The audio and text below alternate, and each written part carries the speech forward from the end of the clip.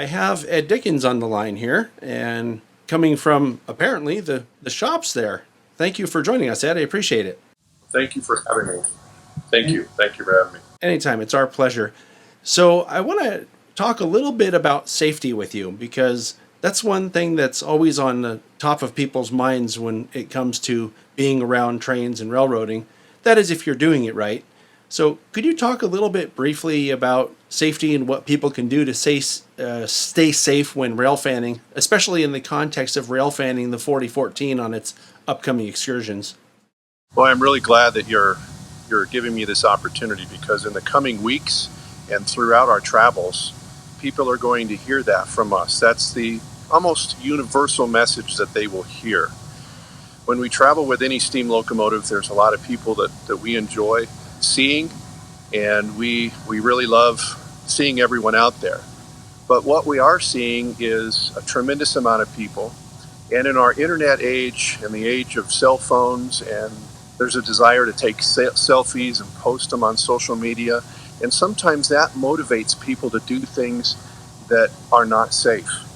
And when you have a crowd of people, oftentimes it only takes one or two people to do something, and other people, it's almost as if, hey, that's a good idea, I think I'll do that. And before long, you've got people too close to the right-of-way, and in some cases standing on the track. And that is something that's unacceptable and we cannot permit.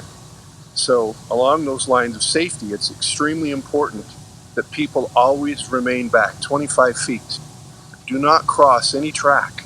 And for those that aren't familiar with railroad operations and they don't understand what a main track is, the main track is a real heavy-duty, shiny-looking piece of railroad there. At no time ever is it acceptable to cross that track. So in the process of planning these trips, we are very careful to select, as best we can, given the constraints of the network, locations that can accommodate the public, minimize the impact to the cities, the communities that we're traveling through, but the most important thing is accommodating everyone safely. So the message that I'd like to communicate, first and foremost, is communicate with your friends, through your network of people, other rail fan groups, that we all need to be united in the message of safety and how we go about watching this great locomotive, experiencing it, watching it along the highway, watching it as we come into town, watching it as we leave town. So that's something that we're going to talk about a lot. I've got a big megaphone in the cab, so don't make me get out with my megaphone. All joking aside, it's very important that everyone stay back from the right-of-way because we see it all from this cab right here. Yeah, I was thinking about that too. One of the questions I wanted to ask you is because the big boy's a little different, and 844 also are a little different from your typical, locomotives that we see out on the line. What kind of challenges does visibility play in terms of running out there, and what can people do to make it easier for the crew? I mean, aside from the obvious staying off the tracks like you were just talking about.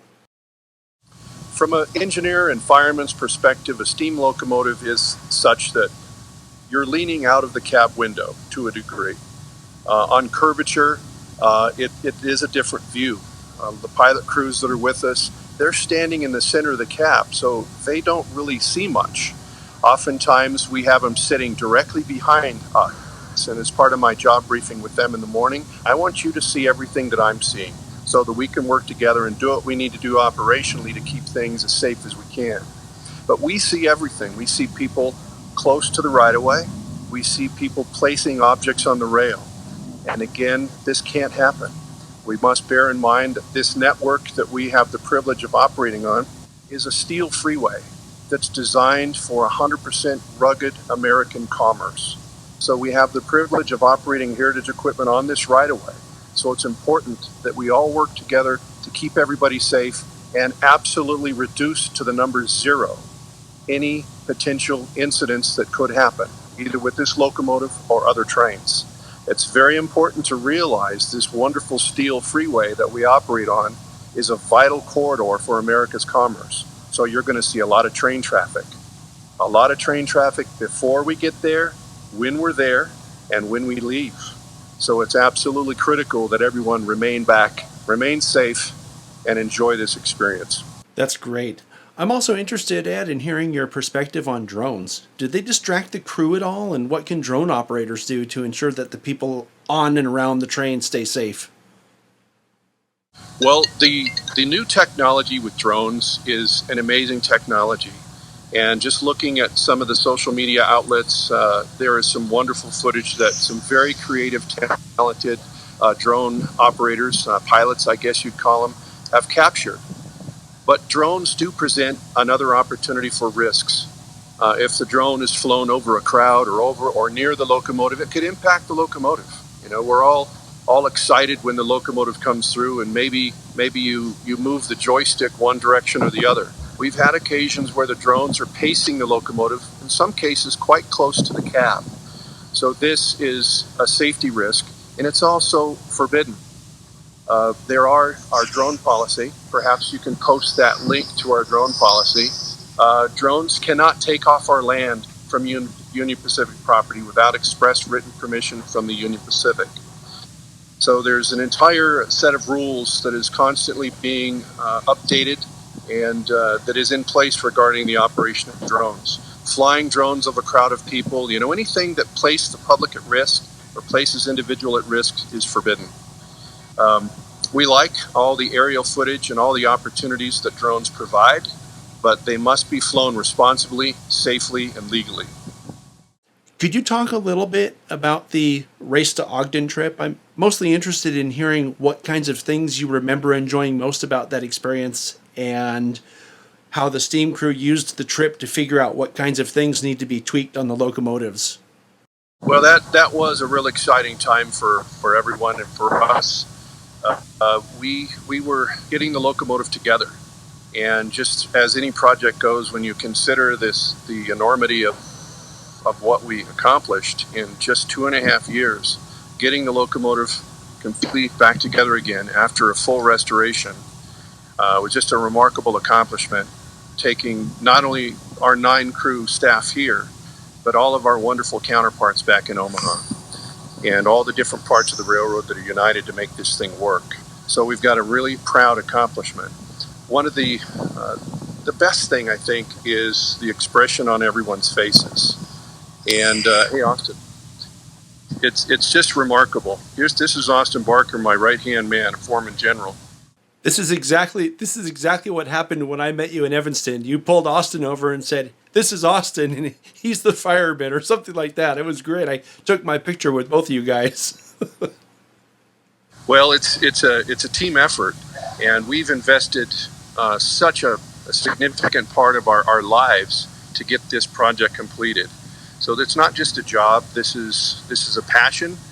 It's a professional passion for us to make sure that we have everything that we need to get this locomotive out on the road.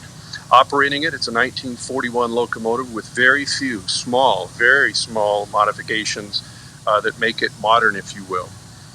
So we did need to do some tweaking when we were running. We broke it in, and we'll still be breaking it in as we depart on our next trip. But the most exciting part of the traveling, and I think you would agree, is the people and the reaction. Yeah. You know, young children, moms and dads. Yeah. Yeah. Yeah. Seeing some of the people that, saw these when they were running originally and seeing the look on their face is priceless. Yeah, there's countless times where we've encountered someone with a family member and the emotional reaction that they're having. And that's just from hearing the stories as a child or growing up about grandpa working on the railroad. You can see those memories flooding back in their mind, and it evokes emotional responses from people. So it's special to be a part of that, to be able to have a 600-ton, 7,000 horsepower locomotive traveling on this fabulous network, and to be able to have this great outreach with people. It's just, we'll never forget it. I'll never forget it. And we're about to embark upon Leg 3, which is the Midwest Tour. And I've just returned just literally moments ago from my reconnaissance travels for Leg 4. So we've got a lot of exciting stuff in store for everybody. That's really great. I have one other question if you have time for it. And people have posed this question in my social media, and I wondered if I can get it straight from you guys. everyone has a different theory about why the GEVO or whatever diesel's cut into the consist when you guys take these massive engines out. Some people say it's for dynamic braking. Other people say it's in case of an emergency. What's the real reason why you take the diesel along with you?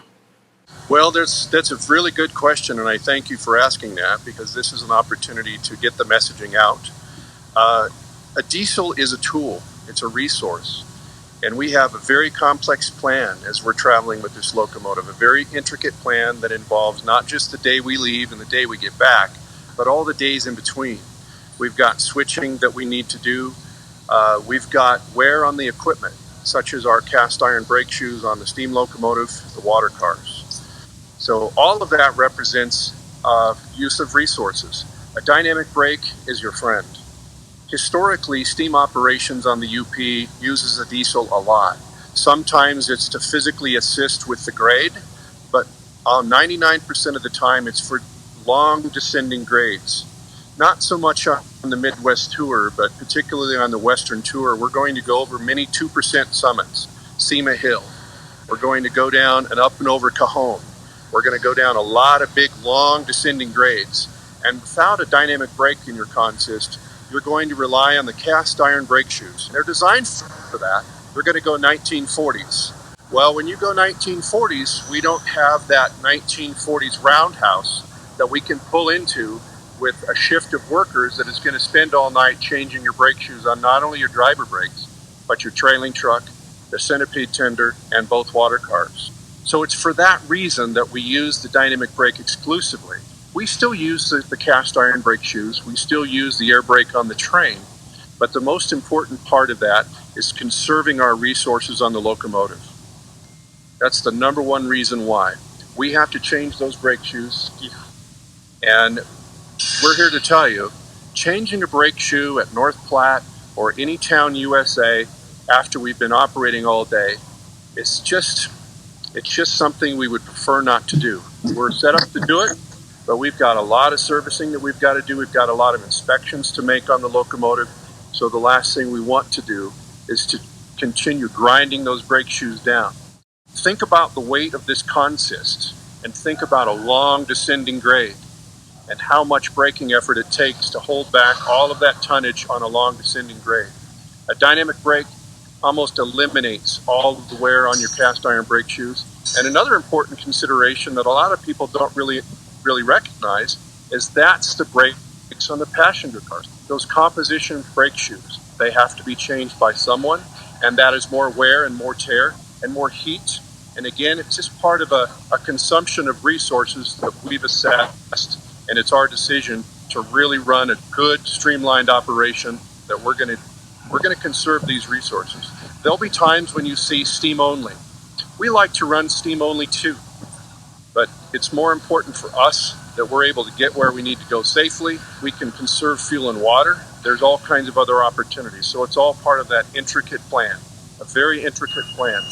There are places on the system that we will switch the train around to better accommodate a public display. If we did not have that diesel locomotive there are some times we can't really do the switching we need to do with just the steam locomotive.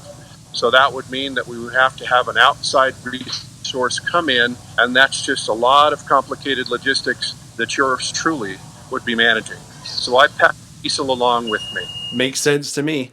Look, I want to thank you so much taking the time to talk to me here. I'm sure that the viewers are going to really enjoy this. So thank you very much, and safe travels on your upcoming trips. Thank you. And everyone stay tuned for more messaging on the utmost important safety message. Safety.